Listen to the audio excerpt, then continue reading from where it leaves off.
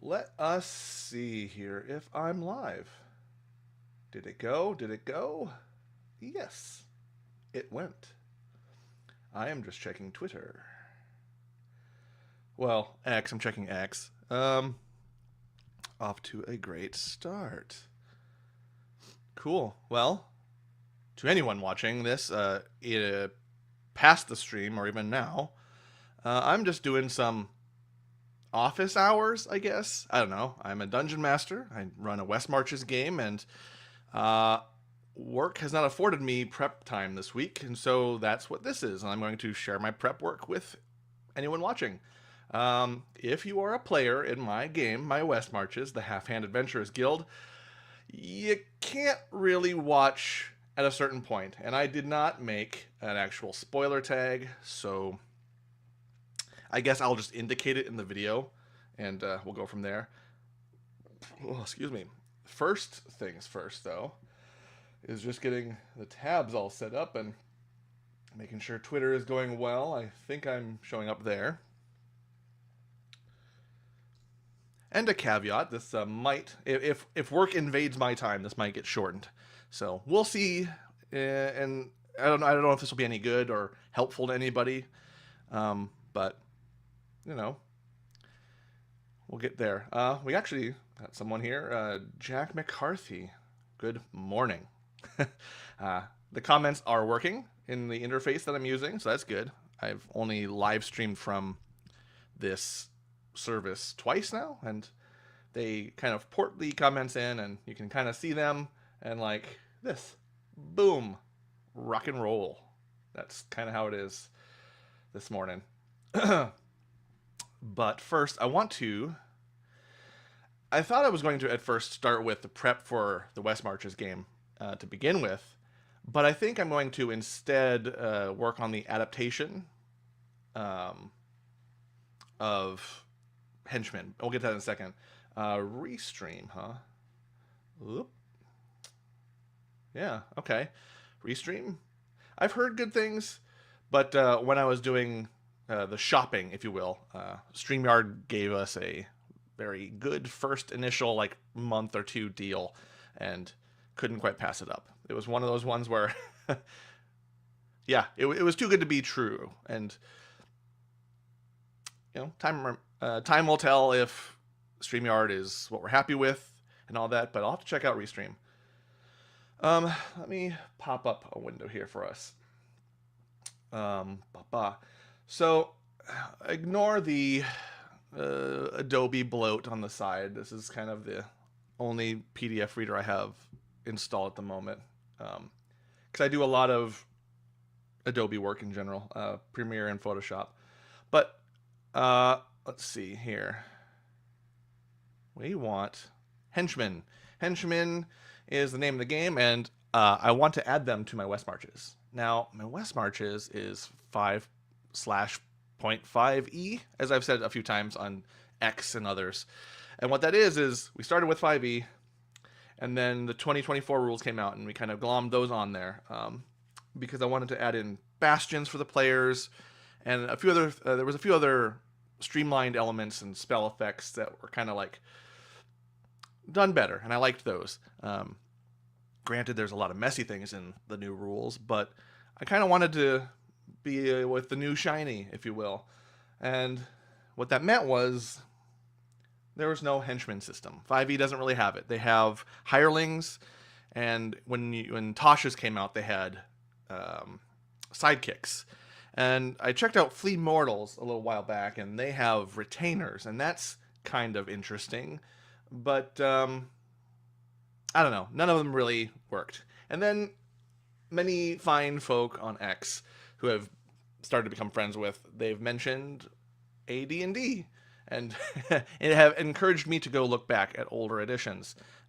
And while I can't necessarily change the West Marches backward, because the players really like 5e, and I do too, but that's kind of foundational to the system, and things break down if you change editions. It was already hard enough to shift up. But as I started reading AD&D, Henchmen came up, and they're really cool. I like it.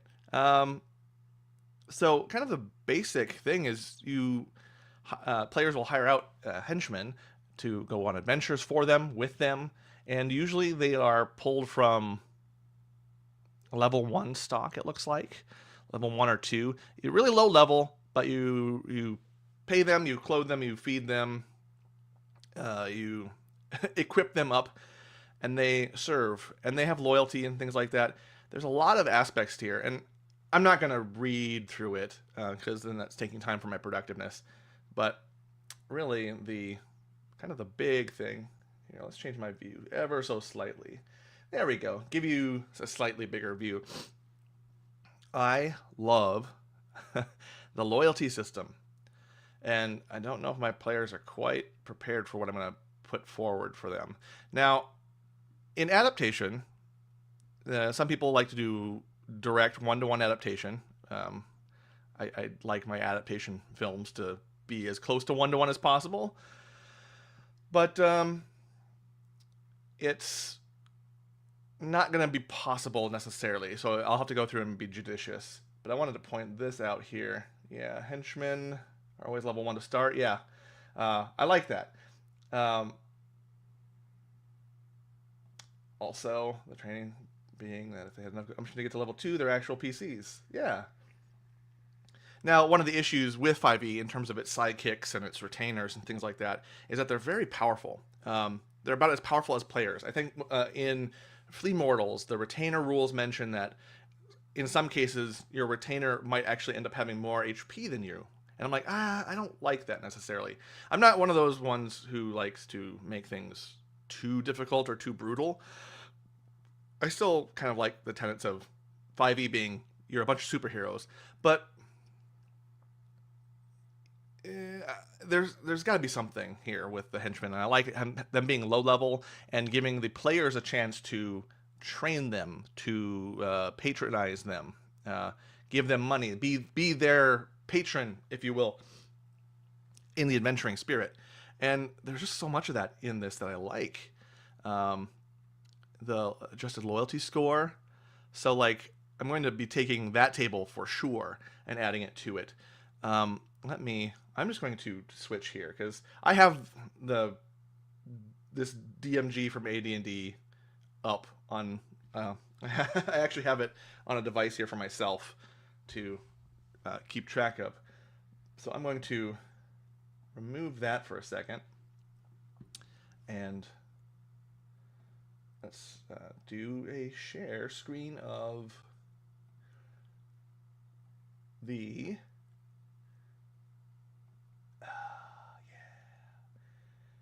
the Dungeon Master's Guide that I have built up for my DMs. I have 2 documents in my game, my West Marches, and one of them is a Dungeon Master's Guide, and one of them is a Player's Guide.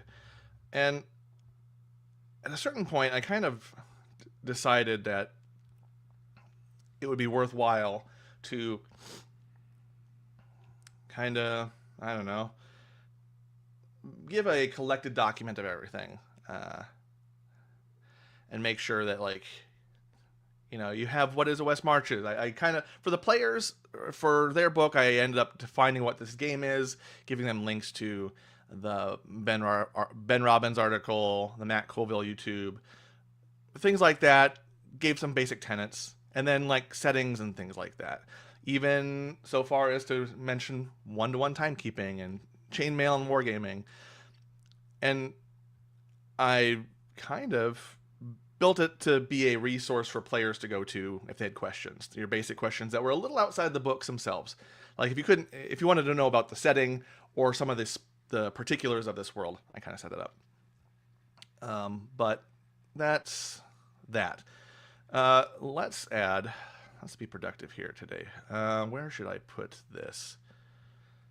This is Henchmen. Henchmen would probably be settings, lore, campaign, Pantheon. Probably before the Pantheon, huh? Lore, and then mechanics, I think. Because Henchmen... Notables. No, maybe it's in under notables. I think I'll do that. Yes. The adventure report, the timeline.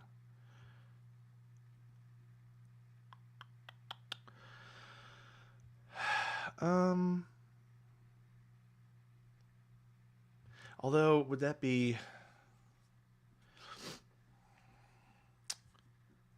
I'm also an aesthetic sort of person, so trying to come up with the best place to put this is part of this problem here. And I'm just going to think it out loud in the stream because that's what you do as a DM. You kind of look at a page and think, oh man, what do I do? I could put it in notables. That seems to fit its own section. So we got timekeeping, chainmail. These are high-level things. I guess it would be underneath this. So let's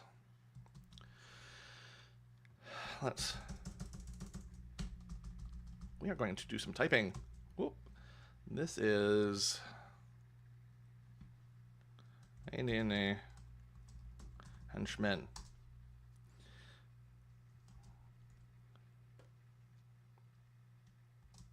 I wasn't exactly pleased with sidekicks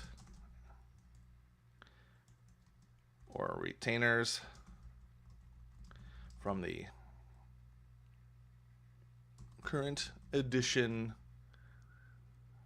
materials. So I went back to the old school, and here we are. All right, cool. I'll clean that up later. But first thing I want to put in is this is going to be a little nonlinear, so apologies in advance. I'm going to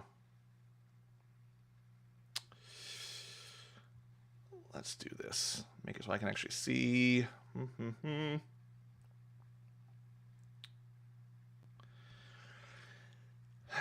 Okay. I want to, oops. The loyalty of henchmen. Okay. So define henchman rules here. Let's make a table. So we've got 1, 2, so two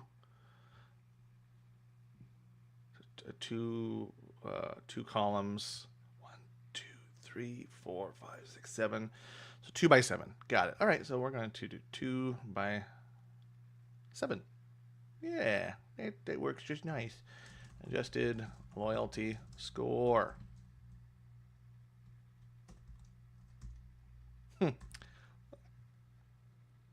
Loyalty. Nice. So I like the initial table here in AD&D.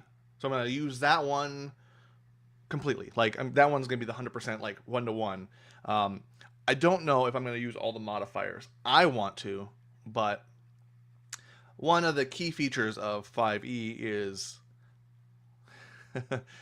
not reading as much. I mean that in the nicest way. I'm sure others may be less generous, but they don't really want you to read too much in 5e. Or, I don't know. There's a difference. There's a difference in philosophy in game design between 5e and the previous editions. And you can kind of see it in very stark contrast when you go from AD&D to 5e. And that just, there's so many tables. I love all these tables and modifiers and different things that affect things. I like that about AD&D. But that tends to lose players in the modern way of play. And, you know, say what you will about it. I am not here to judge. Greater than 0, 0. Okay. So, we're going to actually save some space here.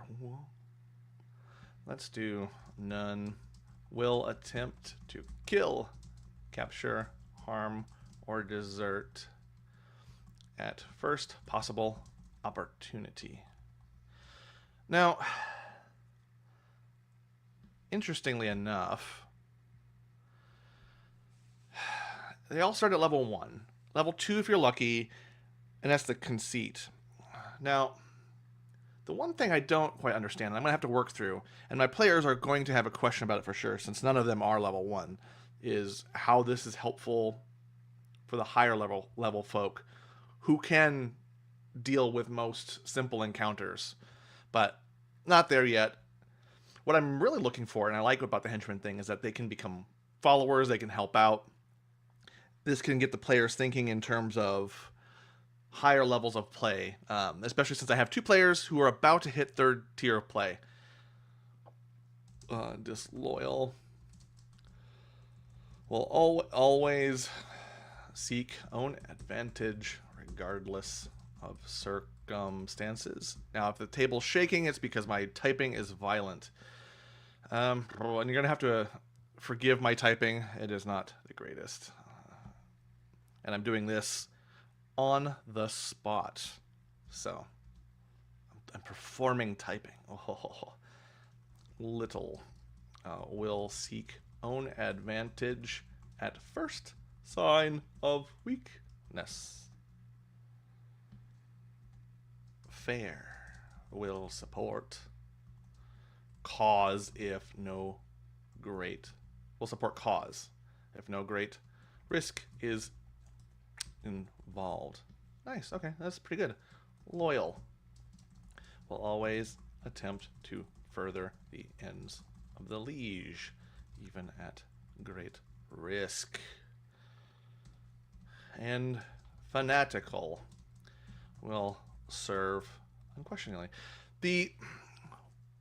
Another thing that's kind of cool about this, and this is kind of the first time I'm doing this, is trying to inject directly some older school mechanics into the new system. I'm sure many people have done this, but for our game, this is kind of my first step forward with that. Will serve unquestioningly and lay down own life if necessary without hesitation. Okay, so that's fine and dandy, but let's design this a little bit better. I cannot help myself. So we're going to that, and we're going to that. And then we're going to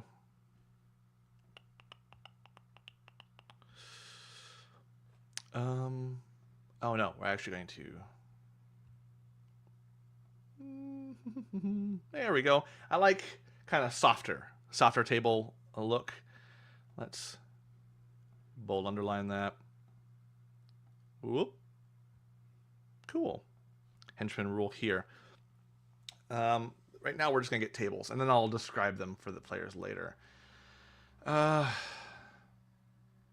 this is for the Dungeon Masters. I should clarify, I have 2 other Dungeon Masters in my campaign now. They haven't started play yet, but this document is largely for the 3 of us to reference back to, just for things. And I'm probably going to make a version of this for the players part of my documents that I have. So there is that. So far so good. Table, no frills. Let's take a look here. Loyalty base.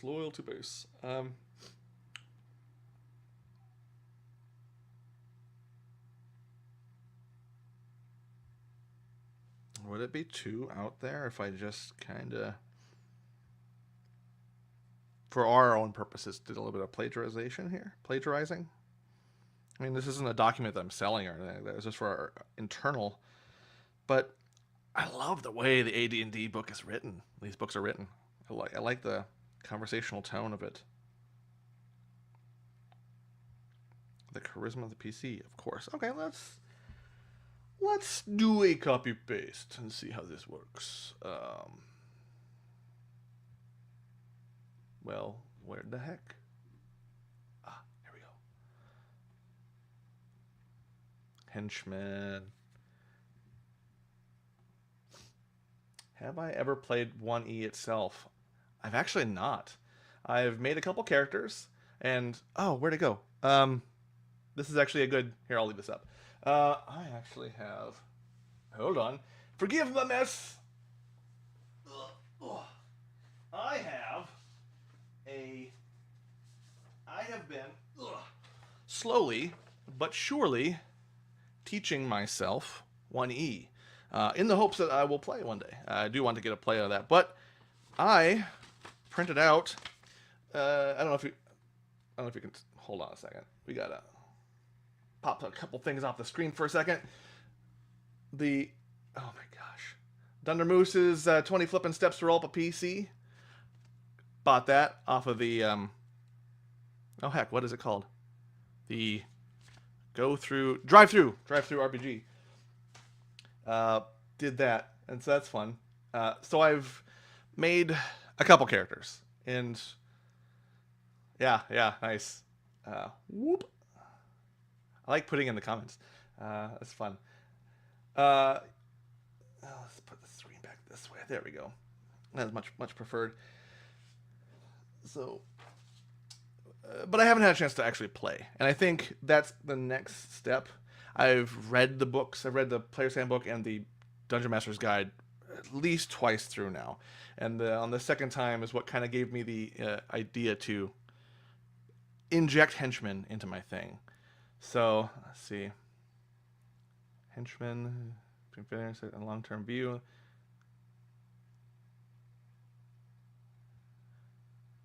Unable to.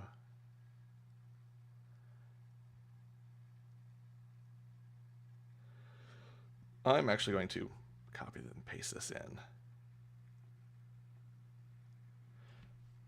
From AD&D.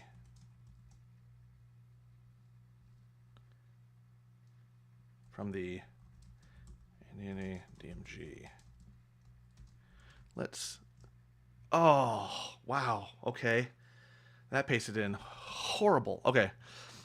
But yeah, no, I would love to play 1E. It looks really fun, and I like a lot of the promises of journey of characters in that, and there's just a lot of things that impressed me upon reading it. In my life, I've had the unfortunate distinction to kind of come at everything I've been interested in from the back end and work back to its original.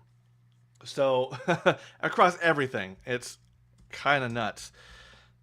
When I first got into things, a tabletop that is, it was a brief introduction to Shadowrun in high school, a game that never kind of happened. We just built characters and then everyone stopped being friends. And then I came to D&D through, this is gonna, like, I may lose some cred here, but I saw it in Stranger Things. I'd known about it. Yeah, the reverse engineer. I love it. Here, hold on. Whoop. The TTRPG reverse engineer. Yes. Very much so. So I watched Stranger Things. I was like, oh, that seems fun. That seems fine. I did that once. And then moved on with my life. And then started getting into, well, I'd seen clips of Critical Role. And they had just wrapped up their first campaign or something along those lines. I was like, oh, that's kind of nice, neat. And so then I started watching it, just out of curiosity, and really got into it. First campaign, that is. And then from there, I started thinking, well, this looks fun. What if I did this? and then you can kind of see the journey where I start from this like more recent thing, and then work backward. And I do appreciate. No shame in that. Yeah, no shame in that. We all come to the hobby in different ways. I do appreciate that. But I think, as someone who is coming at these from the back, like from the front end, the more working backward, the reverse engineer system, as someone who works in that for a lot of things, I mean, I taught myself how to edit video that way. I taught myself how to do Photoshop that way. Everything's kind of been like this toward back, whatever this motion means. There is a sense of, what if I could do some of these things the right way first, or the original way and work to modern? But that's a pipe dream. That's just my trajectory, is to reverse engineer everything I encounter that I like, and then find out what works.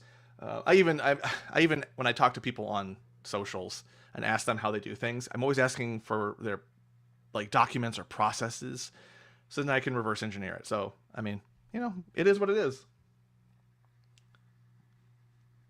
Oh, I like this thought. In a way, it makes your perspective pure because it's not clouded by nostalgia. That is actually nice. I like that. I will go with that. I'm not tainted by nostalgia. There are some things. I am nostalgic.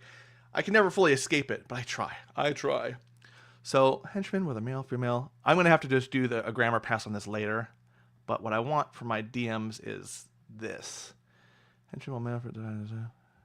Well, that might be more of a player-facing thing, but it's in the DMG. Well, I'll decide what goes in what. Because the players need some introduction to it, but the DMs need the most. Let's see, level.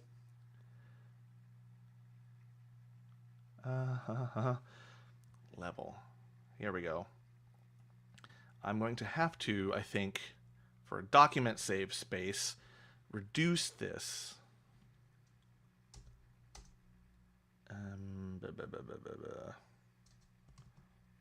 As a general rule, what heading is this? Heading 2.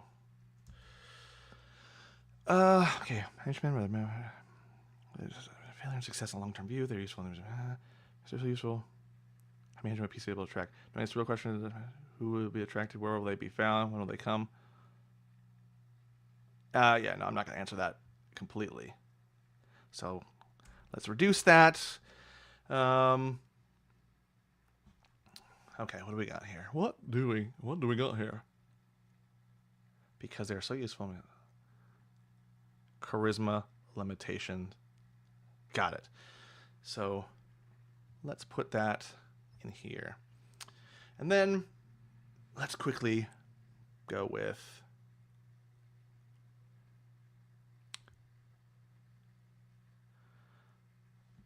what would I call this? I'm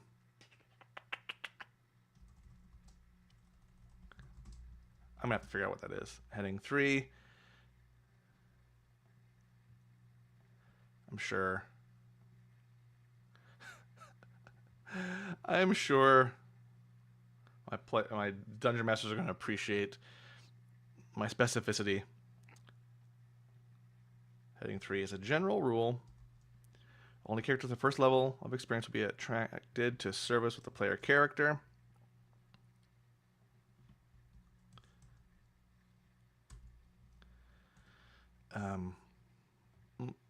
Let's do that.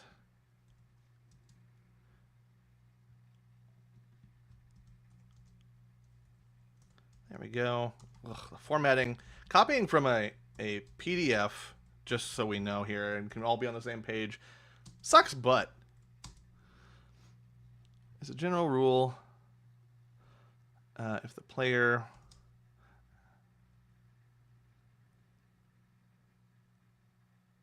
Because the renown of the PC. If the player is over 11th level, there's a 25% chance for third level, 25 chance for second level, and 50 for first level. Okay.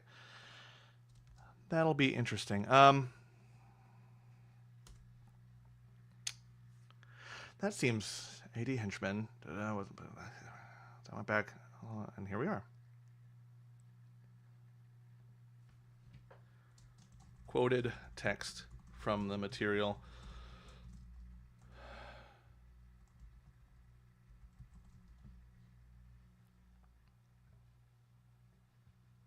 Let's bold that. As a general rule, any characters for level. No, I'm not going to promise that. I'm not going to promise that. That's stupid. Because bullet point italicized sometimes looks weird. I'm not going to hold myself to a design standard that I hate. Okay, so for player character 6th level, there is a 10% chance the character found will be 2nd level. 10% chance the character will be found will be 2nd level. And seeking services around the PC. If the player character is over the 11th level, there is a 25% chance of the NPC. 11th. Let's just underline all the keywords in case the DMs just skim. The 3rd level. 25% chance for second level, and 50 for first level. There we go. Okay, so I think we're good here. It's already 8 o'clock. We're not getting very far in this prep. It would seem. Let's go with the player characters. Players.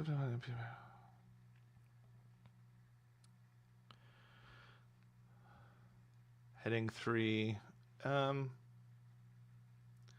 Race.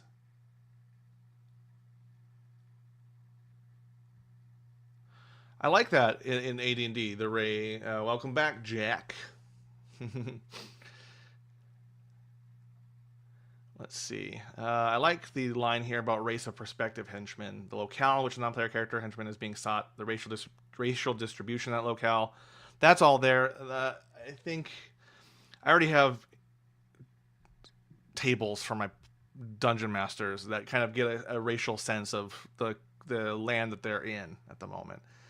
Locale and racial distribution. Yeah, we've already got that. Maybe I should make a thing for that.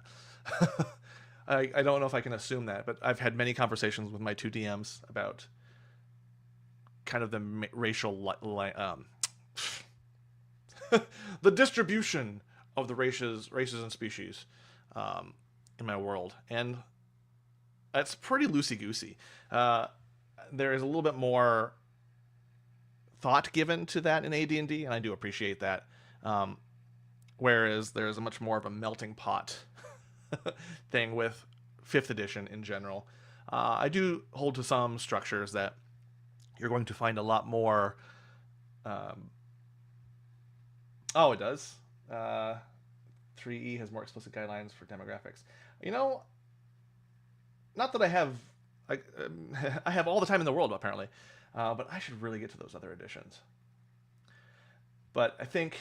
I want to do 2E, 3E, 4E. I want to go through all of them.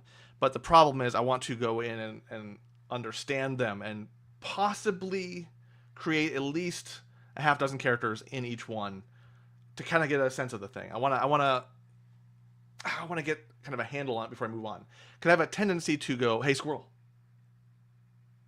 And, in terms of just all the tabletop stuff. And that means I read a lot, but not quite grok a lot, and I want to make sure I grok a lot. The SRD rules for settlements. Okay, yeah, I'll definitely give a look at squirrel. Boing. I'm just putting I'm putting a majority of your chats in here. That's so hopefully you don't mind. Let's see the racial specifications. That's fine. Number of prospective henchmen. I think I'll eyeball that. Effective location. Well, there might be as many as 25 per. Okay, yeah, that seems fine. Driving the conversation. Yes, driving the conversation. In a sort of office hours workman sort of thing. If not for conversation, I would probably just be ranting about things or just like this.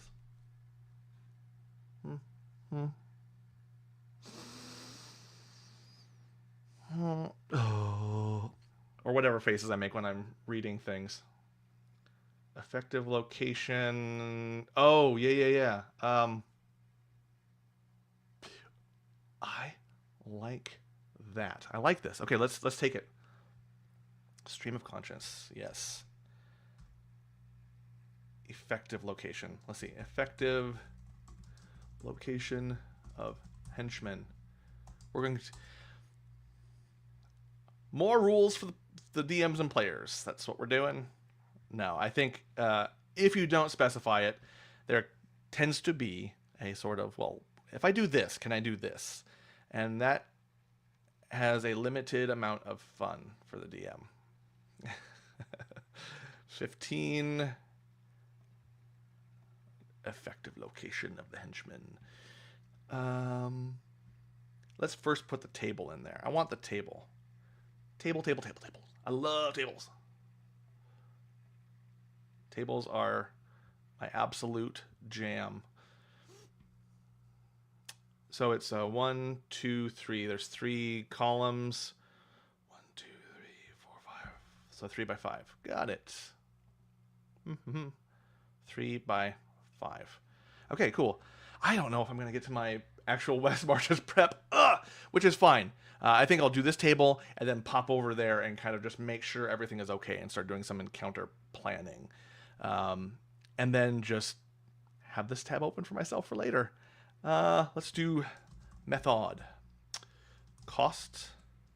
Effectiveness. Also, props to the older editions for using the percentile dice way more.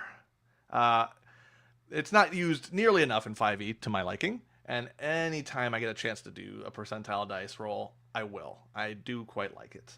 I just, it's fun. It's neat. Posting notices in public. Hiring a crier. Oh, nice. That would be cool if the players did that. Hiring agents to seek prospects and frequenting inns and taverns. What I'm also hoping too is that this Henchmen thing will get the players thinking in different terms, because 5e is very superhero on quests and kind of the Critical Role campaign 1 experience. That's kind of what the aim for 5e appears to be in general, and the players really like that. But it sometimes is at odds with the West Marches play, and I find that the more I can get them thinking in terms of sandbox, that yes, they're going to have their hero moments. I'm going to make sure of that. I mean, I'm their DM. They are in good hands, question mark, but they can do what they want. The promise of the West Marches and any sort of sandbox play is something I've always wanted. As a player, I love. I just need it. I need to have that level of, I want to do this. If I'm going to roll, if I happen to be a druid in like AD&D or even 5e, I want to eventually have a grove. I want to eventually have druids under my command. And I want us to build our own circle. Like, if I'm doing that, if I'm player, I want to do that. I want to do those things. And if a story happens, cool, whatever. But my goal is going to be to do this particular thing. And whenever we can inject that back, if I can bring that from old into new, that's good for me. Cost 50 gold. That seems good enough. Players need money to spend. 10 go. 300 goo. Why am I doing that? Frequenting inns and special. I'm gonna have to specify what that means. Eh? Special effectiveness, 10% to 40. My typing is so bad. I'm sorry that's what I'm bringing to this stream and showing off. It's gonna keep me very humble. My typing. Hiring a crier, 1% to 10%. I want my players to hire a crier. That would be so funny for me, because I'd have to be the crier at the table. I can see it now. They'd make me say some real dumb stuff. Oh my goodness. My typing is atrocious.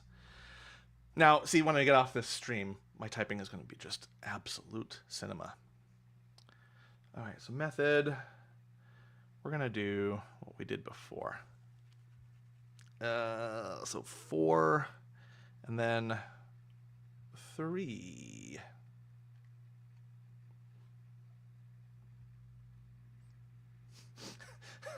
You are not wrong. The crowd instantly become their favorite NPC. Oh, man. I have discovered that I am not clued into what the players like in terms of NPCs, and I don't think I've ever have been. And by that I mean, well, I just have I don't have a good sense of what the players like from their NPCs, or which ones are effective. Yes. recently, before we moved to one-to-one time, we had a big event. There was this grand ball at the end of the year, and all the most powerful NPCs were congregated in this one spot. And the goal was twofold: to kick off one-to-one time, to kick off the world's first major villain, and then kind of get a sense of that there's more to this world and you can explore it. And at one point, the villain does kill one of the primary NPCs that the players have interfaced with for the past 2-3 years. And I'm like, you know what? They're going to be like, oh, that's sad. Let's move on. No, they went to work immediately making sure that she could be revived. The first thing, once combat was done, the first thing one of my players did was cast Gentle Repose. And I was just so flabbergasted, because I don't see the NPCs in quite the same way. They're cool. They're bits of me. But I'm okay with the NPCs dying for dramatic effect. It's just kind of cool to see what players latch onto. So, well, there may be as many. Finding good help can be tough sometimes. Players can mitigate this. Oh, my typing. Players can mitigate this by a variety.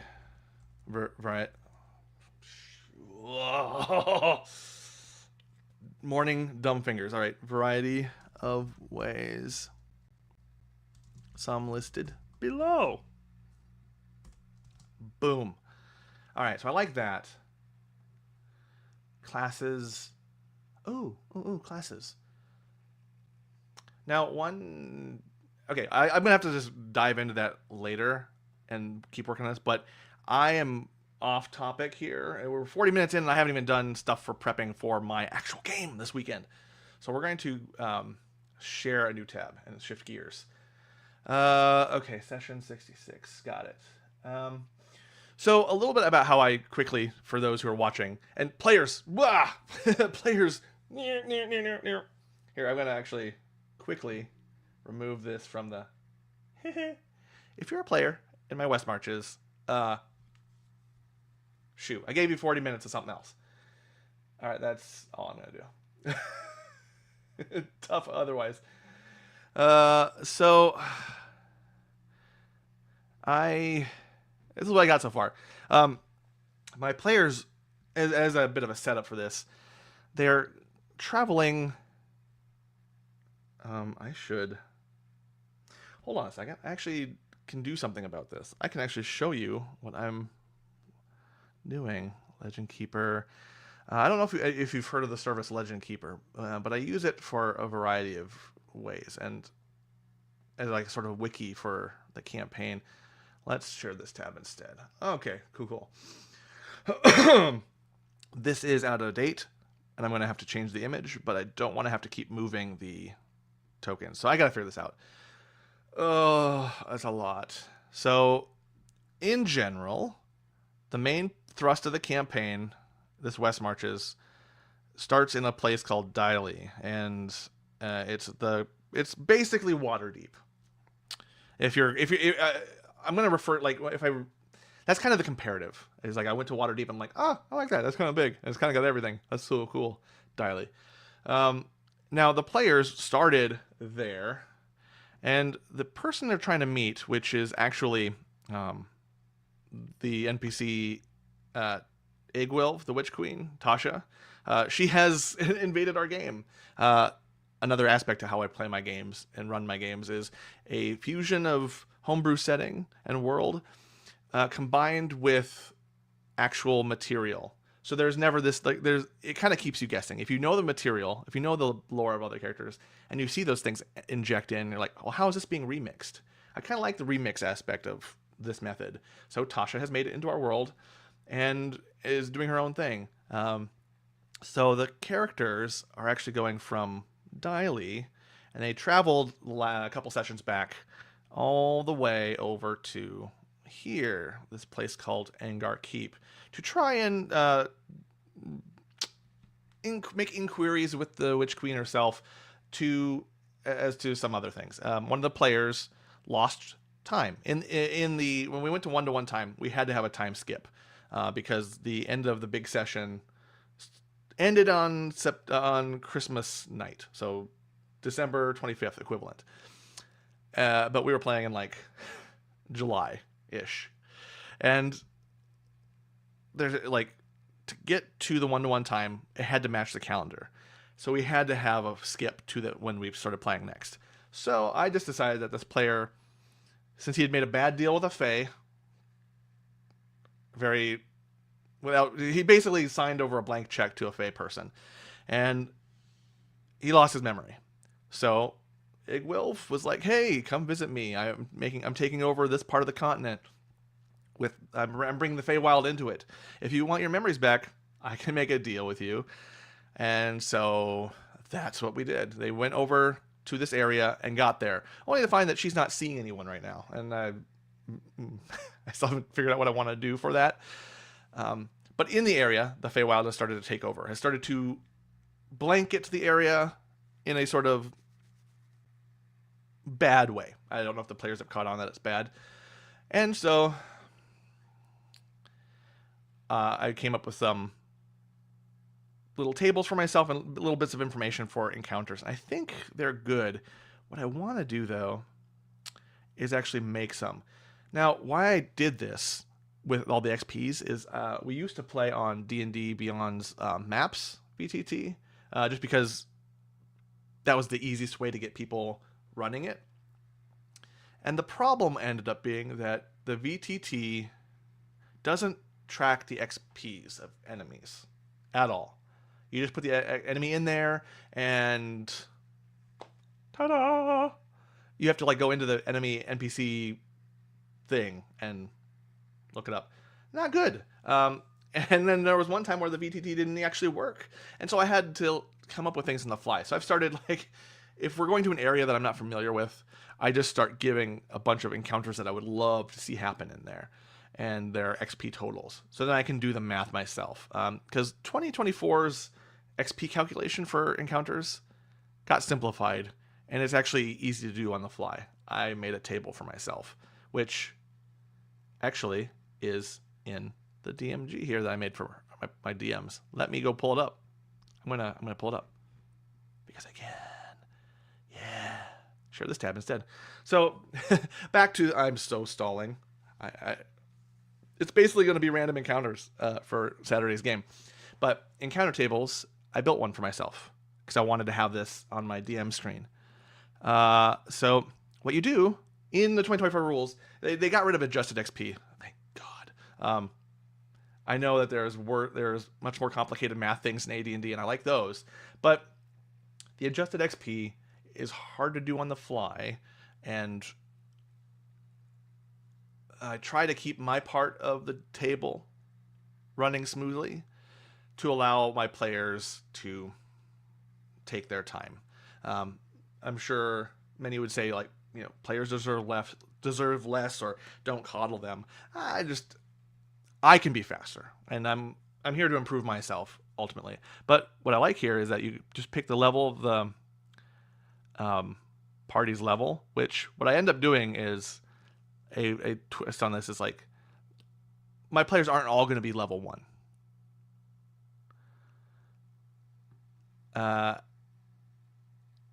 So I have a player who's level 8, some who are level 5 and 3, and so then I'll add them together and come up with the low, moderate, and high difficulty, and can do that on the fly. And when they're traveling, I don't really fuss with that because Xanathar's has a good table for encounters, and I can just make difficult ones, or do that in a very vague way, because there can be encounters that they shouldn't be able to plan for. But there are some scenarios where I want them to have a cakewalk, or some where I want them to think, oh, hey, this is actually going to be kind of tough. And I want to be able to play with those. I like tweaking those things and planning those. Not every DM likes that, and some like more of the tables, and I like that too, but I can be picky sometimes. So hence these. Now the Eldrin are going to be the big thing. I think I can tell what my difficulties are going to be. my players. I can check that out pretty quick. I do like this point. And that is also worth knowing. Oops. What? Where did I put it?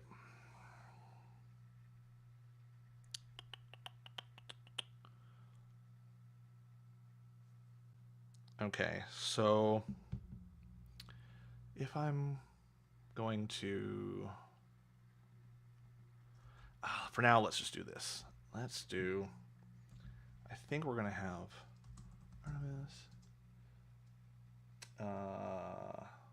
smell...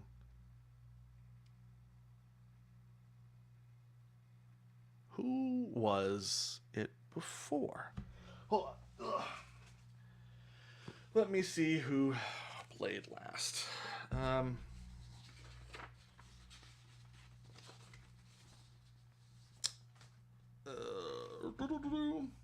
To that point, it's yes. Don't let the players off the hook. And I should take that. I should take that last part to heart a little bit more. To not let them off the hook. I tend to be a bit nicer in that way. Okay. Here we go. Auras.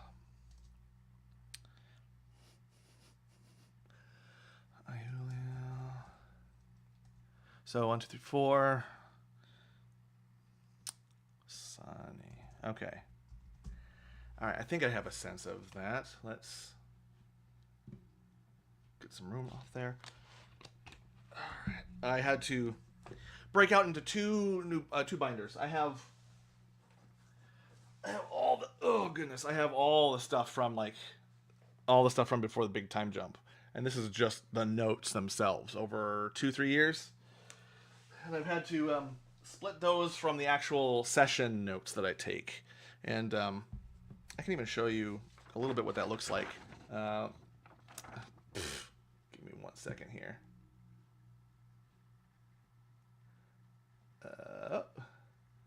There we go. Let's tilt this away from the light just a tad. I kind of do it like almost... I've kind of built myself a note in the way that you might build like an edit log of things. And oh my god. Okay, come on, paper. Come on, focus. All right. Well, you can kind of see it's messy. I don't write cleanly. But I also keep track of difficulty ranges to be able to craft some more specific experiences if I want. So in this case, what I want to do is get a sense of what their difficulties are and kind of plan to that. And make a bunch of encounters. How much do I got? We're almost on an hour. So far, work hasn't bothered me. So let's keep going. Let me find my table. So we're going to write these out. Actually, you know what? I don't need to do that work because I've already done it. If I know they're going to be a part of this, then I can make better use of.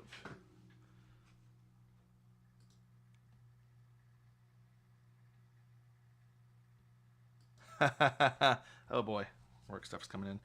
Okay, so we may be done soon, but in the meantime, saddest day. All right, okay, hold there. The binder is on my lap. I am just getting in DM mode here, so we know from this that the range is going to be 4600, 750, and 970. Okay, so that's going to be kind of the difficulty range of our encounters. So In this game, I think what the players are planning to do is... let's put this back so you can actually see. My players are planning to go from Engar Keep here down to Wugwump Swamp is the name of the location.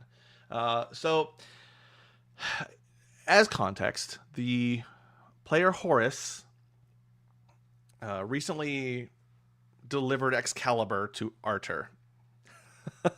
I put Arthur, the Arthurian legend, in there because I love that stuff. But anyways, after doing that, he decided to figure out his broken past. Horus is the one who made the bad deal with the Fae and has to reclaim his lost memories.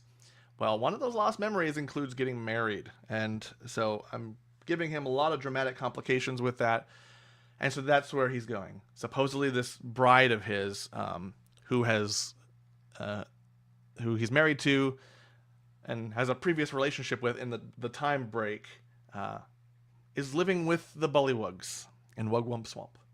So, I want to... Let's do... I'm just going to, for now, make encounter... I want them to... I wonder if this still has it. Ugh. In the new monster manual. Okay. Is it in here? JK. Jackalware.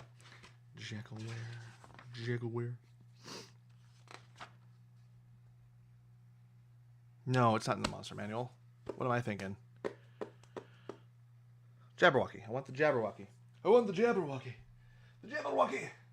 Which I believe is in... oh, boy. Pardon the mess once again. Where the heck is it? Oh. Ugh. Let's see if it's in here. Let's...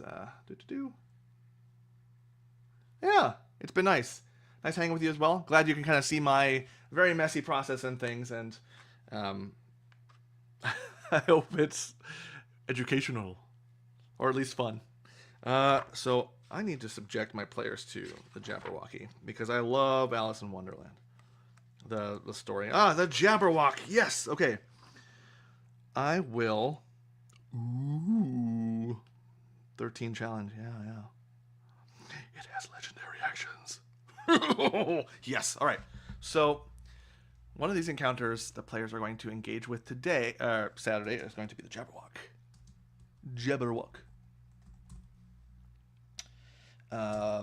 While beyond Witchlight, 236. And that's going to be...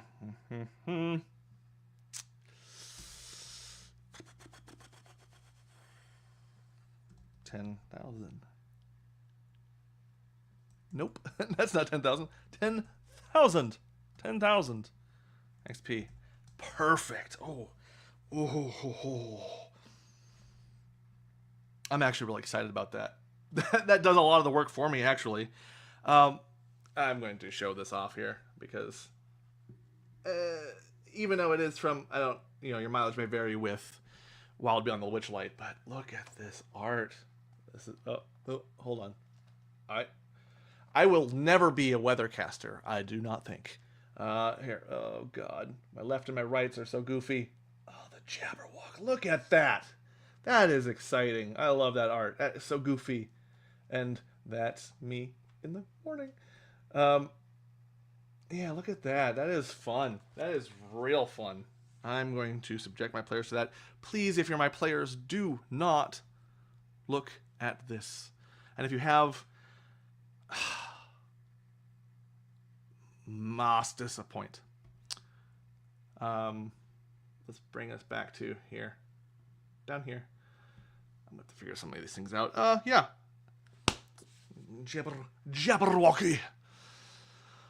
So we're going to subject them to that. I think we're going to make that Something to do with the bullywugs.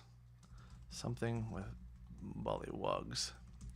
Don't be afraid to, if you're watching this as a new DM, and I don't know why you would, there are many other resources. I am but a humble DM doing his own thing. Aesthetics of notes are good, but be messy. Be messy. Learn your own style. This style that I write my notes in works well for me. Messy, and then I clean it up. As you can see, I kind of create things, write things out in a very specific way. I have headings that I use and things along those lines. Testicle berry. Okay, yeah. I actually think I did enough preparation that I don't actually have to do a whole lot here, other than craft a few of the more specific encounters. Like I want to give my players the Jabberwock encounter, just because the Feywild is injecting itself into the material plane as part of this plot.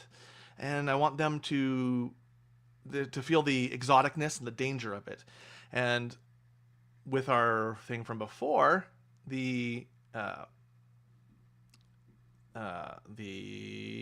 Henchmen. I want the Henchmen thing to not necessarily have a part here, but I want it to move forward. I want them to be able to go forward with that. And let's do some wrap up here. I think wrap up would be good.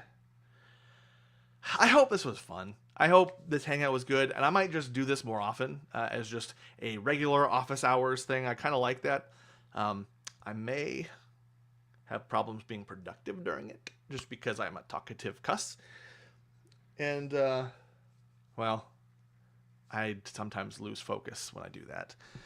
But thank you for being here, everyone who was here and commenting, especially Jack McCarthy, who commented and, as he said, drove the conversation, which very helpful. It gave me a thing to kind of anchor to as I do this, because every DM approaches their materials differently, and I tend to become a bit of a word cloud, a thought cloud, and I go all over the place with it.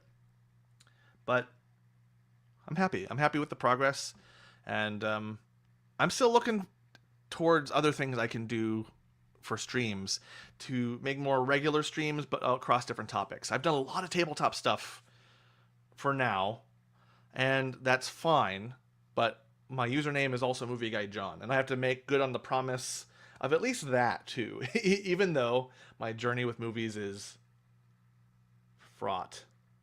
Although that actually is a good idea. Okay, so then I must write that down somewhere.